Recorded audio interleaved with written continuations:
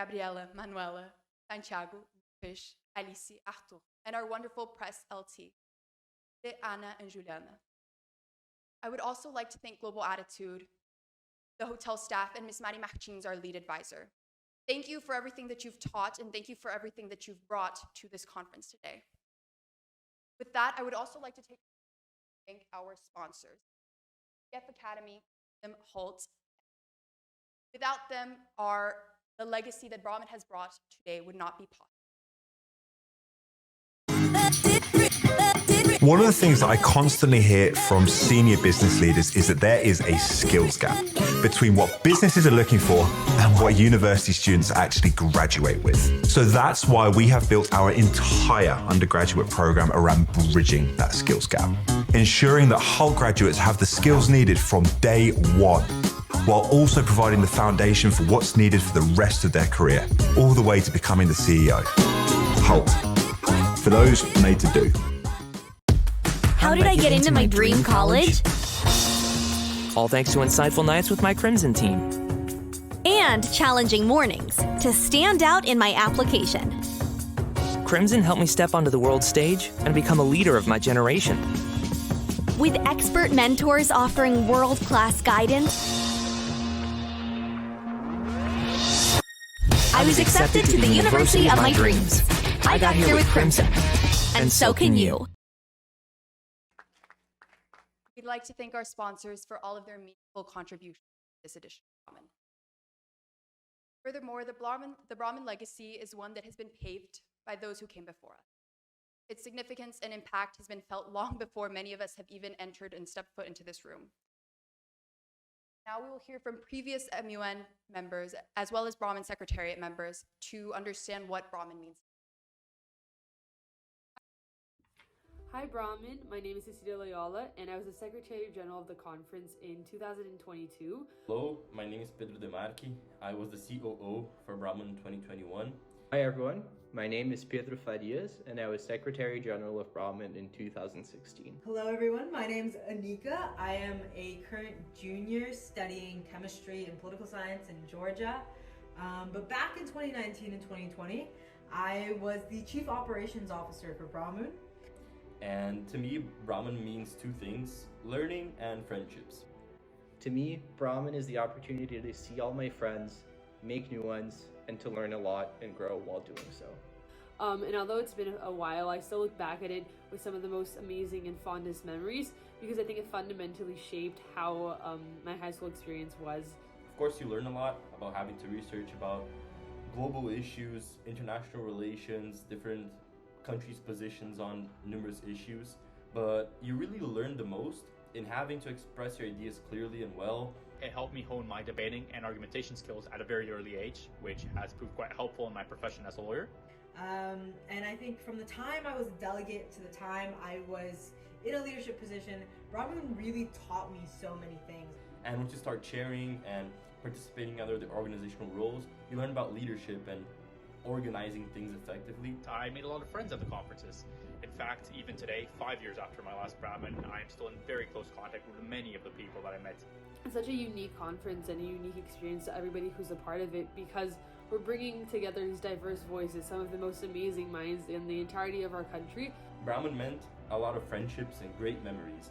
There's a lot of really smart people that I met along the way, great debates and discussions that I've had with them. I was able to learn a lot with these people. I think it's so important to understand that really the people that you're there with are the most important part of the conference. To the seniors at BRAMUN, it's been 8 years since I was last there, but I still remember my last BRAMUN fondly. Make sure to make this year a BRAMUN that you'll never forget. So I truly do hope that all of you have as positive an experience as I did at BRAMUN. Yeah, I hope you guys have a great time at this BRAMUN. I would encourage you to take advantage of everything. So I wish you all the best of luck at the conference. Delegates, dais, advisors, I wish you all a fantastic BRAMUN 11. Enjoy the conference.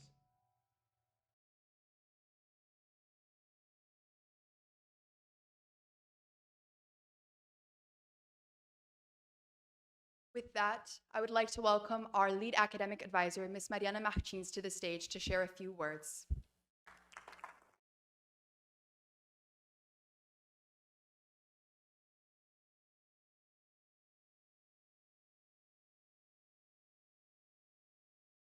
Good afternoon, everyone. I'd first like to extend a very warm welcome to every delegate, MUN advisor, chaperone, leadership team member, and supporting staff who are here with us today. It really is a great honor to be standing here at the start of the 21st edition of BRAMUN, the first one I've had the privilege to lead, especially alongside such a passionate and tireless group of young people. Since the very last day of BRAMUN 2023, my email has literally been blowing up with messages on how to set up the very best possible 2024 edition, especially given we had such huge shoes to fill following Mr. Souza's exemplary leadership of BRAMUN over the past few years. And lo and behold, here we are today.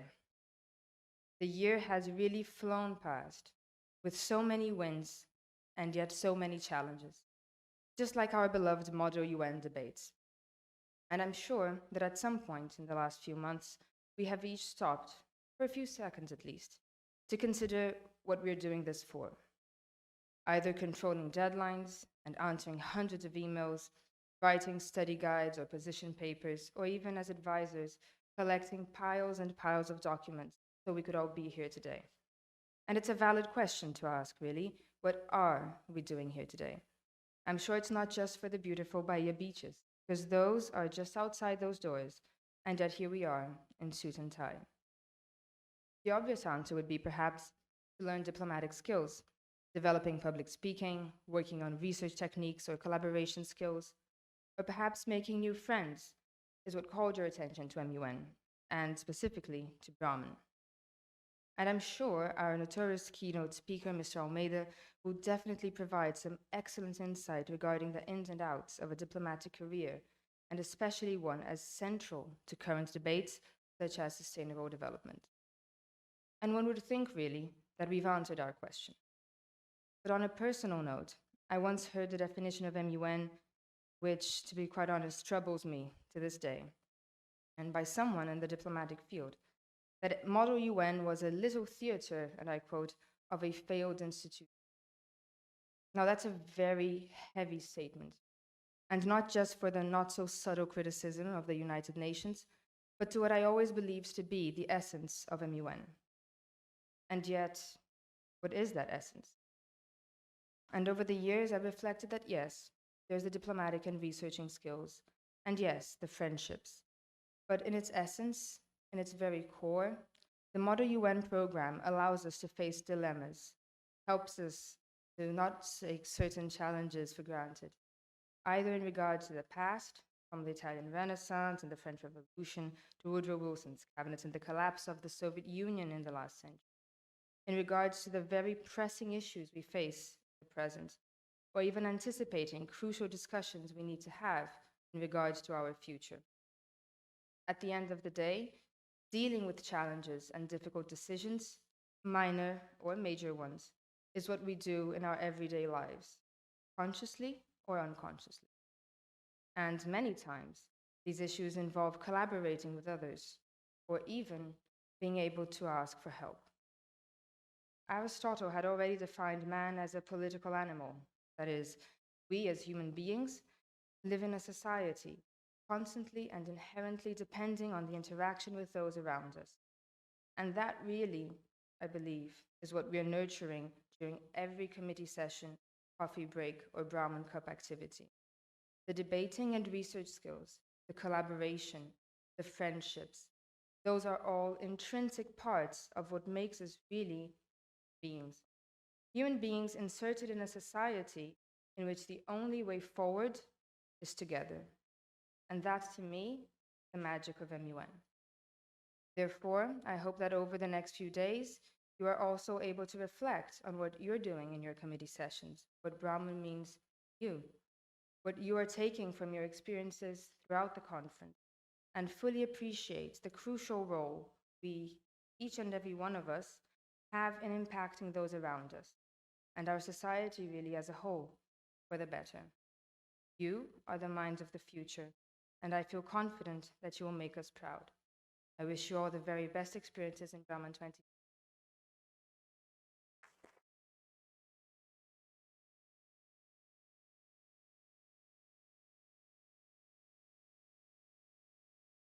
And on that note, we would like to welcome this year's BRAMUN 2024 keynote speaker, Mr. Luis Fernando Cardoso de Almeida.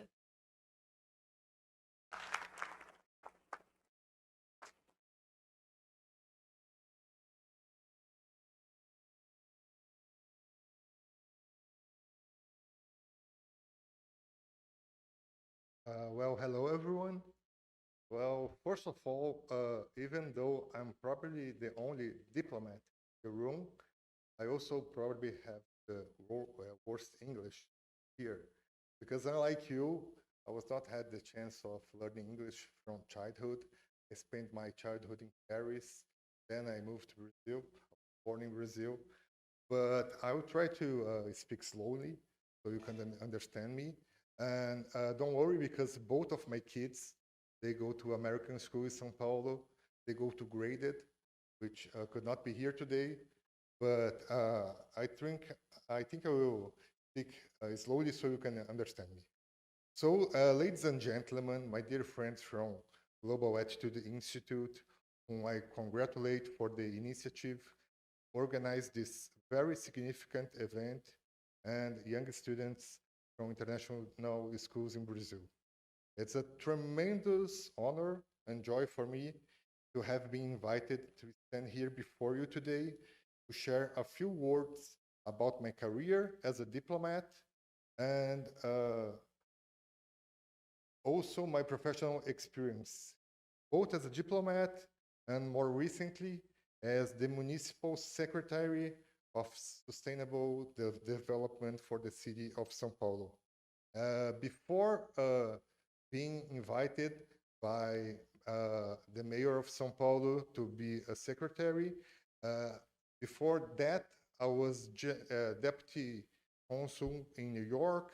I was deputy consul in Asunción, Paraguay, and I also served as a delegate at the UNESCO in Paris, which is probably my closest experience with the UN itself. Well, as I was saying, first I must confess that I'm a bit envious of you, but not in a negative sense. Indeed, I feel very happy for you that at such a young age, many of you from childhood had the opportunity to learn the English language as one of your native languages. Back in my time, 30 years ago, when I was your age, even in São Paulo, where I was born, there were very few international schools. And those international schools, they were mostly attended by the children of expatriates who came to work to multinational companies in Brazil, and or kids of diplomats. And most of them would just stay for a few years on that international schools. For this reason, my parents, despite having good financial conditions at the time, they decided to enroll me in Colégio Santa Cruz, which is and continue to be one of the most traditional schools in São Paulo. But however, it was founded by Canadian priests from Quebec. So my education was in Portuguese and French, not English. Therefore, in order to learn English, I had to take private classes. So I went to Cultura Inglesa, but I just had like 2 classes a week. That was not enough for me to learn English, that well. But after that, as a matter of fact, I can only say that I began to speak English fluently when I was 16, and I went to Oklahoma for an academic exchange. And then I spent my junior year in high school in Oklahoma, and I learned how to speak English, but with that southern accent that some of you may know. So, I would say, wow, it's pretty darn hot here today in Bahia. And so, but, luckily times have changed so much that in the last few decades, even myself, I decided to break this family tradition of sending all the kids to Santa Cruz, and I enrolled my kids in graded in São Paulo. And I mean, they love it, they're doing great. My oldest kid is now in the US at USC, where he studies computer engineering. And my youngest son, he just was approved at WashU to study architecture. So, you know, they took the right decision. They're going after the money instead of me. But, okay. Another point that I'm tiny bit envy of you is that today, even in high school, you are being able to study international politics. And even having a lecture like this that I'm giving you about the diplomatic career. When I was in high school, we did have lectures about different professions, but none of them, at least back in my time, included diplomacy or anything like that. So in Santa Cruz, we have a series of lectures about many different professions and job careers. So they called engineers, they called lawyers, doctors, journalists, among others, to talk about their professions. So from the lectures I heard back in those days, and I was more inclined to humanities, I decided being a lawyer. So I went to law school at the USP, Universidade de São Paulo, where I graduated and worked almost 10 years as a lawyer. Until finally, I discovered the diplomatic career. I was 28 at the time, so more than 10 years older than you are now. So, you know, that's how life goes sometimes. You just find out what you're supposed to do when you're older. Sometimes you know it, everything from childhood. Well, just to give an example for you on how sometimes just a lecture or a speech like this can change a life. You know, back in the day, one colleague of mine at Colégio Santa Cruz, she wanted to be a psychologist. And then, just by chance, she went out to see this lecture by Fernando Meirelles. I don't know if you know Fernando Meirelles. He is a very well-known director, movie director. He directed City of God, Cidade de Deus, which is probably one of the best Brazilian movies of all time. And he also went to Santa Cruz. So he gave a speech on how being a movie director. This friend of mine, she heard this conversation and she changed her mind. So instead of going to psychology school, she went to New York and she made cinema at NYU. Then 20 years later, well, her name is Petra Costa. She made a movie, a documentary called The Edge of Democracy, Democracia em Vertigem. And that movie was nominated for Best Documentary in the Oscars in 2021. So, you know, and just because she saw Fernando Meirelles talking about cinema 20 years before. So if your aspiration is to be nominated for the Oscars, I'm not going to help you. But maybe if you want to be a diplomat, these few words of mine might inspire you. Well, anyway, just to return to what I was saying later about the importance of speaking native English and also having interests in international relations from a young age, like you do. Each of you is still in your teen years has already embarked on a journey, a quest not just for knowledge, but for understanding and connecting to this rapidly globalizing world. The choice you've made to embrace international studies and to strive to master the English language from childhood reflects wisdom and foresight far beyond your years. In today's world, English serves not only as a language, but actually as a bridge. It's an universal tool that facilitates communication and global collaboration.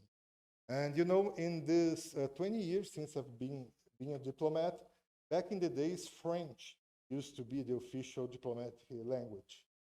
So, you know, I was raised in Paris. I went to a Canadian school. I thought I was okay with that.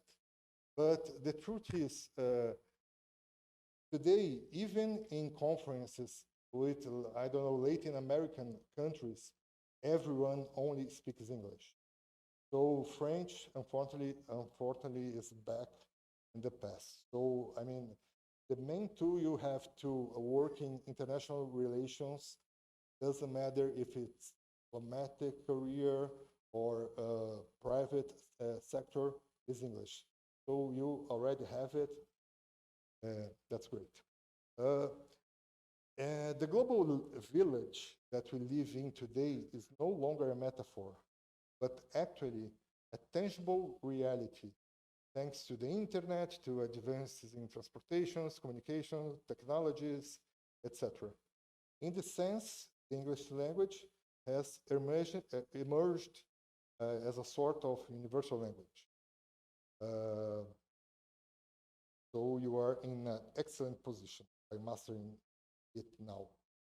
But your interest does not only include linguistic proficiency of English. Your curiosity and eagerness to understand and participate in international affairs, particularly those governed by the United Nations, is also very important. By choosing to study the details of diplomacy, international relations, at such a young age, you embody the hope and promise of a future that is more connected, more understanding, and most importantly, more compassionate. The United Nations, as you surely know, was born out of the ashes of Second World War. And it was established with the vision of forcing peace and cooperation among nations. Its creation marked a collective commitment, diplomacy over conflict, dialogue over dissension. You are now part of this ongoing historical journey towards global unity and peace, just by coming to BRAMUN and taking part here.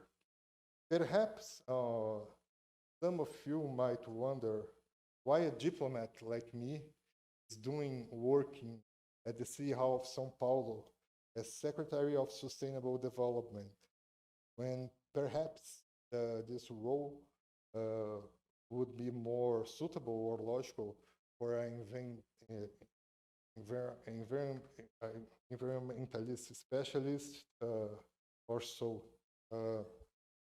However, the reason they call the diplomat, and it seemed to me like a very intelligent decision by the mayor, that the sustainable development agenda now at the top of all the debates. So I was chosen by the mayor of São Paulo to enforce the 17 Sustainable Development Goals, the SDGs, in São Paulo. And as you can see, all of them have to do with some part of our lives, on how to govern a city and so. So, of course, climate change is very important. Protecting life on land is very important. But these are nothing if you don't fight first, poverty, and if you don't look to eliminate hunger from everybody's families, and also wealth, education, gender equality. I mean, even in wars, we see that gender equality happens. Just take a look at Gaza and Ukraine. You're going to see that the majority of people who are dying, children and women, so not male soldiers.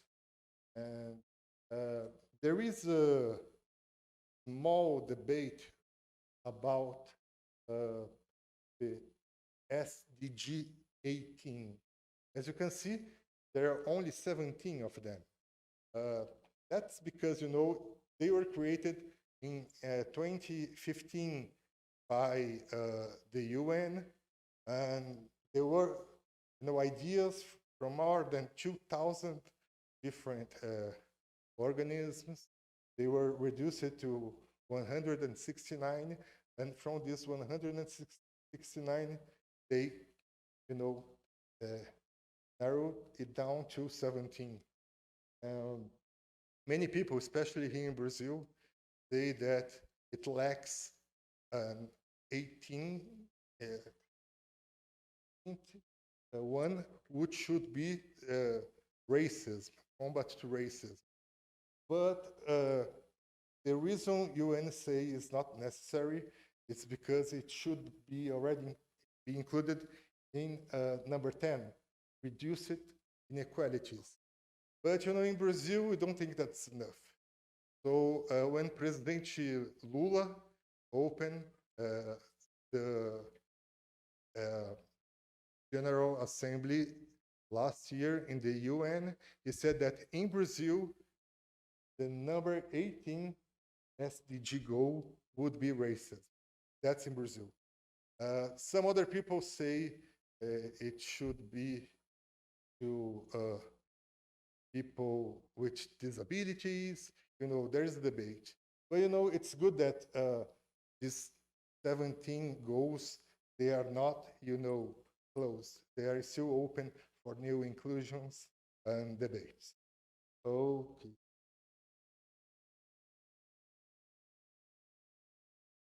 So what you're having here also is something that I did not have the chance to profit from when I was a teenager.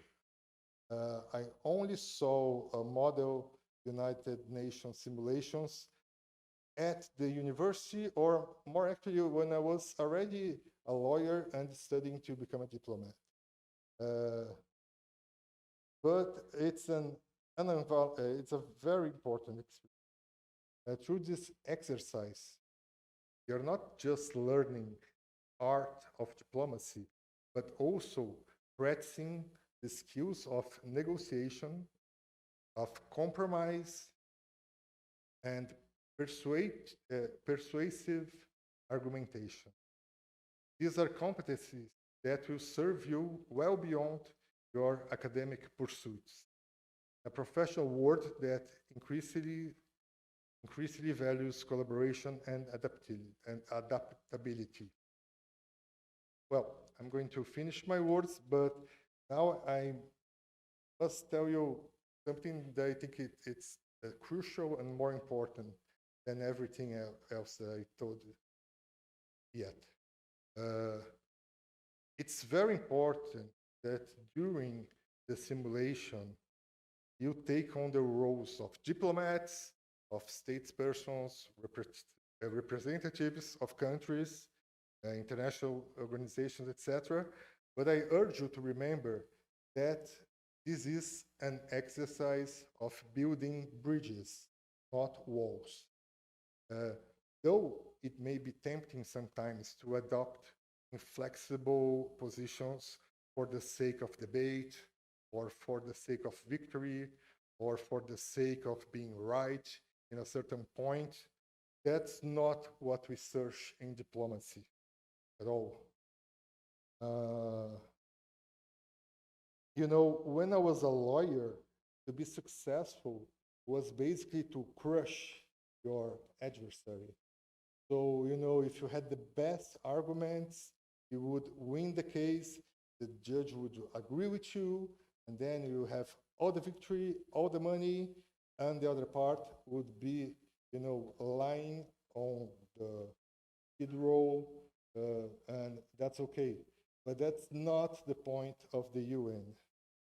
True victory at the UN is not winning an argument, but finding common ground, making concessions that lead to a greater good, a good that comprises everyone, every country, that fosters peace and also mutual respect. So, as we embark on this journey through other UN simulations, I encourage you to approach disagreements with empathy, to advocate passionately, but also listen sincerely. Remember, the skills you are developing here now are not just for this moment, for the simulation. They are for your whole life. So, you know, since you're practicing, do your best. Like, you know, when you're going to practice for a game, you try plays that you're not going to do that in the game, but you still have to practice them. Well, there are tools in which you navigate in our interconnected world and also help to shape its future and hopefully guide it towards a brighter and more peaceful horizon. Therefore, and just to finish, to each of you, students, and perhaps future diplomats, future politicians, future, who knows, presidents or head of states, I say, please embrace this opportunity with your heart and soul. By doing so, you're not just preparing for a future global diplomacy, you're actively contributing to the creation of a more understanding, more cooperative, and ultimately a better world for you, for us, and for future generations. Thank you.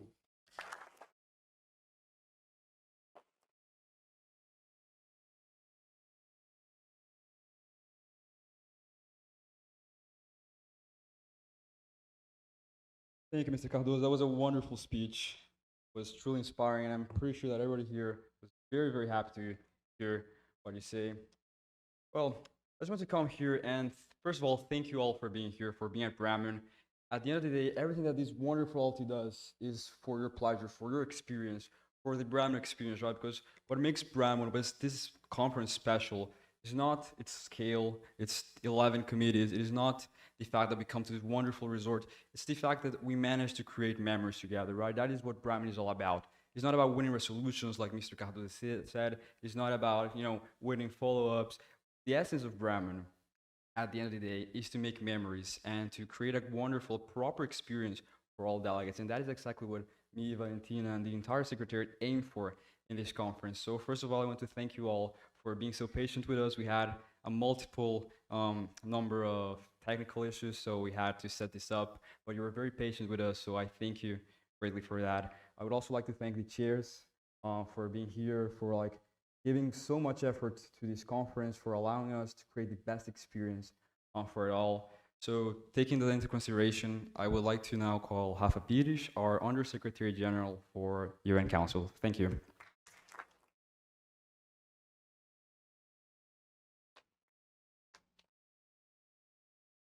Hi, everyone. I'm Rafaela. Thank you, Mariano, for your words.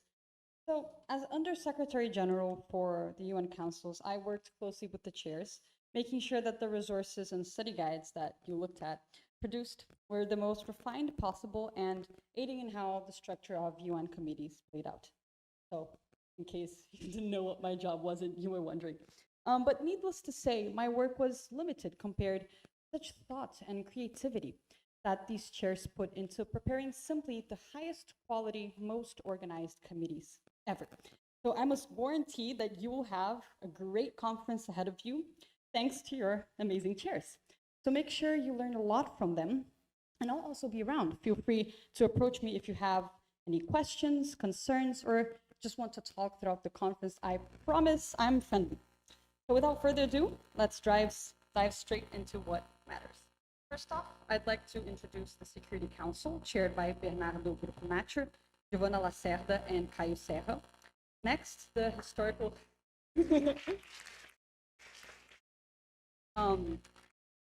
Security Council.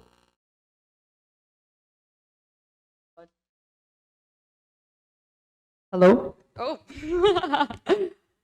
Okay, well, sorry. So there will be a video announcing all of the topics, so we can just leave the clapping for the end because of the time. And then the Historical Security Council will be chaired by Bruna de Napoli and Caio Oliveira. The Economic and Social Council will be chaired by Lucia Malcolm and Eduardo Shen. The Human Rights Council will be chaired by Maria Antônia Clabin and Luisa Bravo. And last but not least, the Political Council will be chaired by Juhi Kim and Julie Lins. So thank you.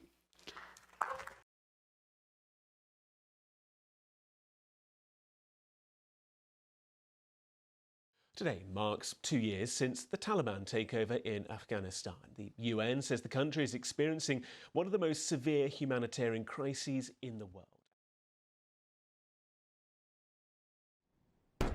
Turkey officials say Operation Olive Branch isn't an invasion, but an effort to protect Turkey's borders from the U.S.-backed Kurdish militia in northwest Syria. They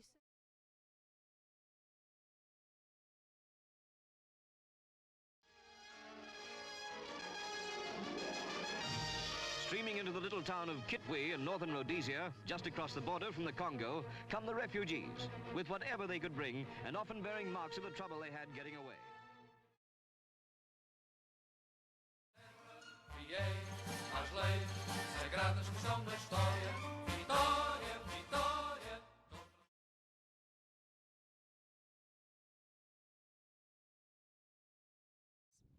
Ethiopia says this is crucial for its economic development. Sudan, the passage country, believes it has nothing to fear, despite warnings by some of its senior experts. More or less 5.5 million Haitians are in need of humanitarian assistance. Out of those, there are 4.4 million people, and that's about 40% of the population that actually face acute food insecurity.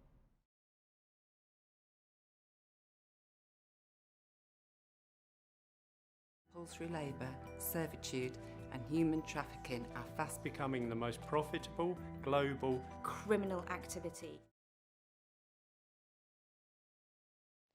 Physical, sexual and psychological violence affects millions of children every year.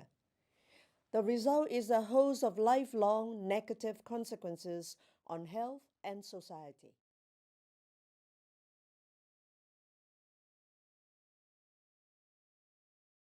Some critics would argue it is a ploy to apologize for the wrongs in the past, while others say it's neocolonialism with an aim to counter China's influence in Africa.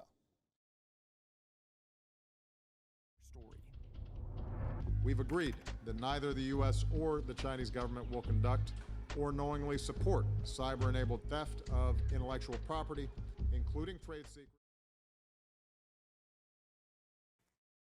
So now I would like to introduce and hand the floor to Diogo Silva, our Undersecretary General for Special Committees.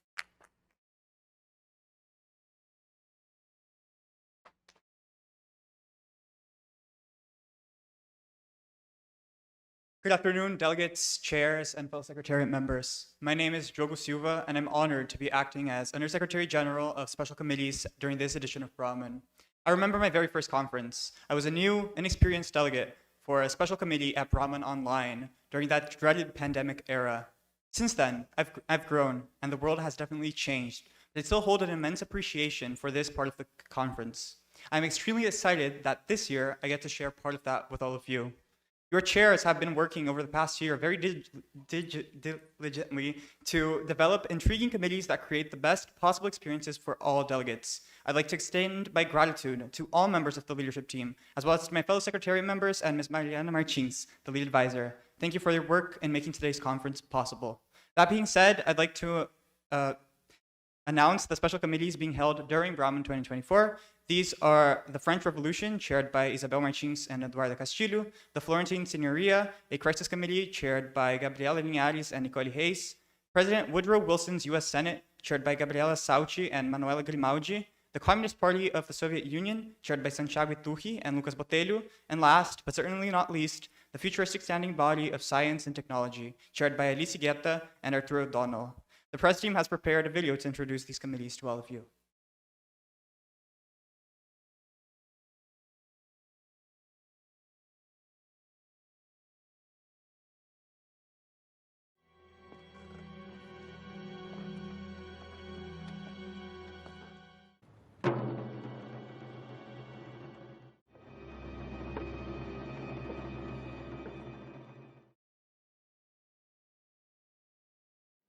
Pourquoi?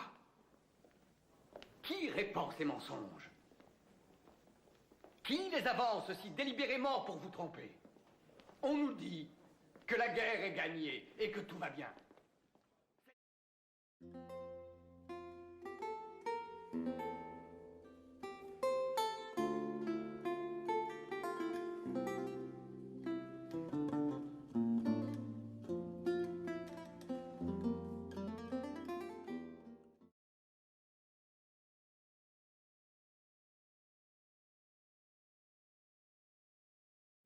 Just 2 months after America's entry into the First World War, Congress passed the Espionage Act, which criminalized the conveyance of any information intended to hinder America's ability to wage war, as well as muckraking journalist George Creel to head the Committee on Public Information, our nation's first propaganda agency.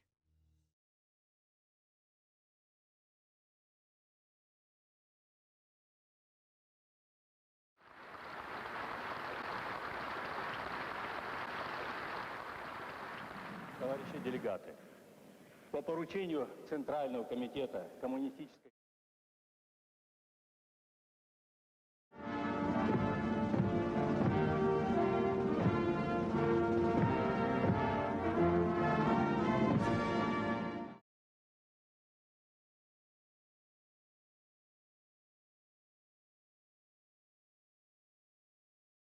Let's talk about gene editing and its potential to change lives. It's because of CRISPR, a technology that's not even 10 years old and can basically perform surgery on our genes. Going to Mars is not Star Trek. It's not go where no man has gone before, as they say.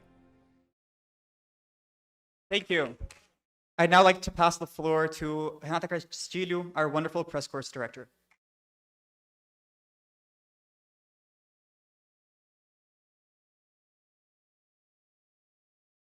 Good afternoon, everyone. Thank you so much for coming. Thank you to everyone in the leadership and the secretariat, the advisors, and participants for supporting this conference.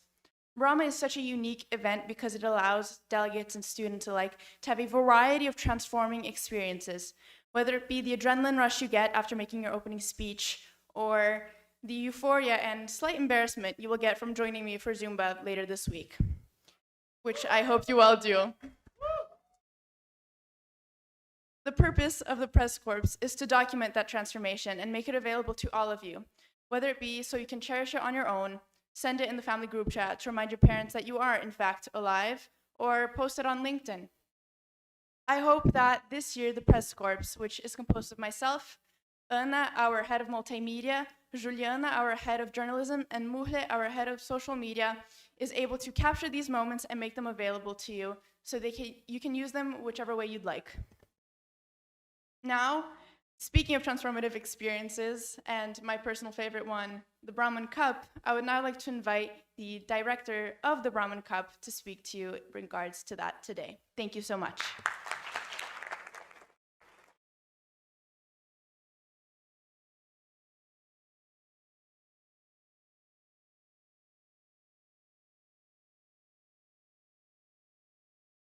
Good afternoon, delegates, honorable chairs, members of the Secretariat, and esteemed advisors.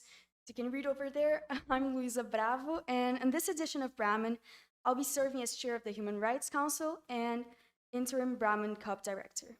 Before moving on to BRAMUN Cup explanations, I'd like to briefly commend Giovanna Lacerda for her work as Cup director. Giovanna unfortunately was not able to make it to the conference, but worked fiercely in the preparation for the Cup. I would also like to acknowledge Arthur O'Donnell's braveness for stepping up as BRAMUN Cup vice director when we most needed.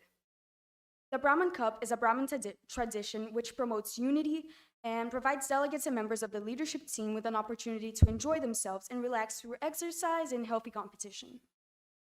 This year's Cup will feature both indoors and outdoors activities, all of which were organized by our wonderful leadership team. Participation in victories will generate points. The committee with the most points will win the 2024 BRAMUN Cup. Simple. Now, without further ado, this edition's activities. Tonight, there will be karaoke. Tomorrow's lunchtime will feature football, which will happen at the same time as Capture the Flag. The Knowledge Bowl will take place in the evening. Zumba will happen Friday during lunch at the same time as beach volleyball. Friday night, we'll host a talent show. If you're interested in any lunchtime activities, please tell your committee chair so that they can sign you up and your team can be on top of all our team can be on top of all logistical aspects. Your chair should ask about participation in the Cup at the beginning of each session, so do speak up, okay? Please remind them. If you're interested in any nighttime activities, please fill out its respective Google form, which can be found in your committee's Google Classroom. Those must be answered before the activity begins, so please make an effort to remember signing up. That does include tonight's karaoke. If you have any doubts on the conference schedule, they can be found on the BRAMUN website as well as your individual Google Classrooms. If you find yourself with any doubts or further questions, do not hesitate to contact a member of the leadership team, Arthur, or myself. Thank you for giving me the honor of directing the Cup. That's all from me. Enjoy the conference.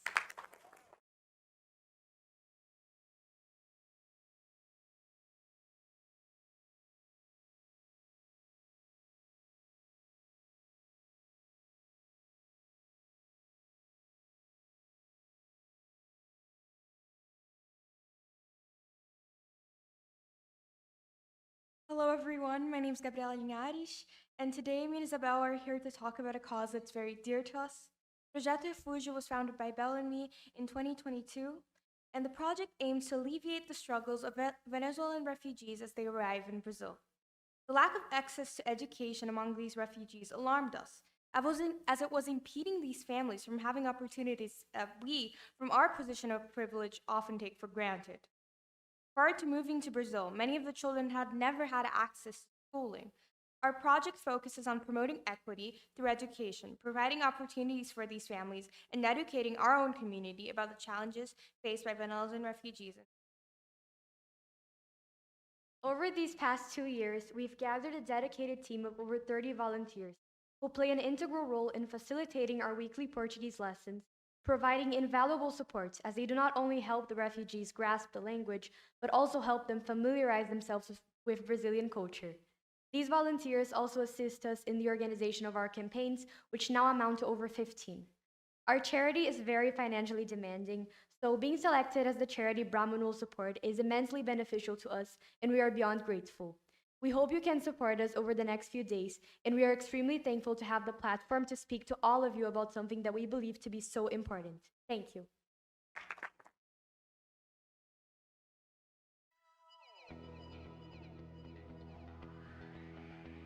To BRAMUN 2024. BRAMUN 2024. BRAMUN 2024. BRAMUN 2024. BRAMUN 2024. BRAMUN 2024.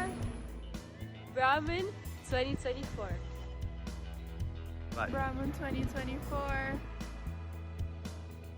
BRAMUN 2024. BRAMUN 2024. BRAMUN 2024. BRAMUN 2024. BRAMUN 2024. BRAMUN 2024.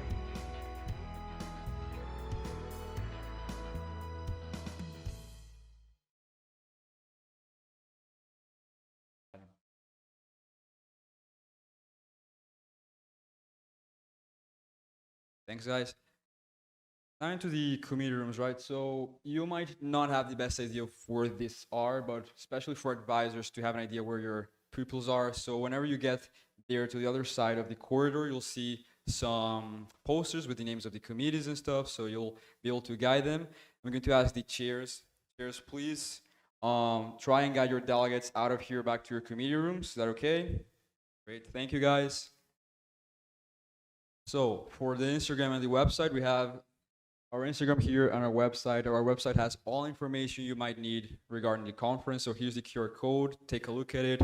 We have resources for delegates. We have the schedule. We have the emails of your chairs.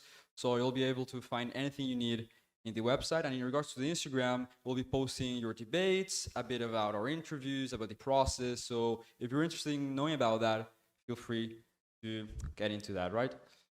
So in regards to the schedule, that's on your Google Classrooms. That's also on our Instagram and our page. I'm just going to skip that because you can find it on your Google Classrooms and stuff. So that's okay. Here's a map. Please do take care of it. Take a picture of this. It might be helpful for you.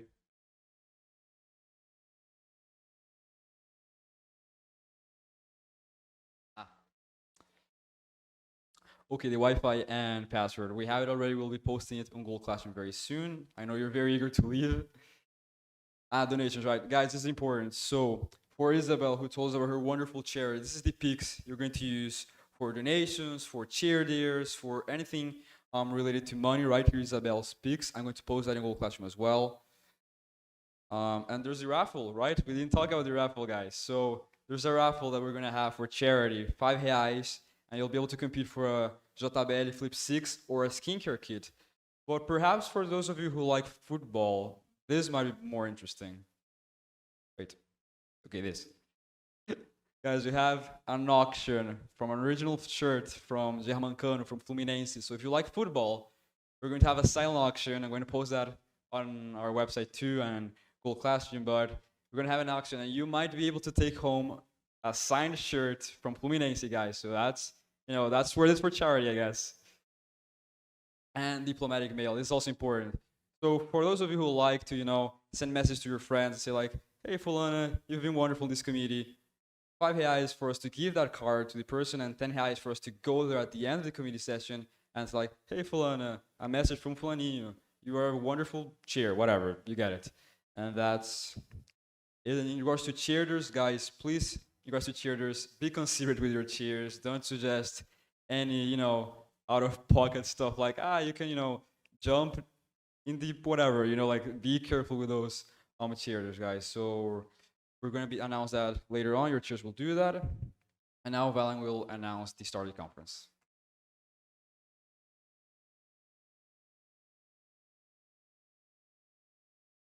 One final, very, very brief announcement. The coffee break will be cut short. So what is going to happen is that everyone should go directly into their committee session. You can find your chairs to help guide you. If you haven't had the opportunity to eat, there will be food outside, but please grab and move into committee sessions. Otherwise, we will run out of time. And with that, I officially open BRAMUN 2024.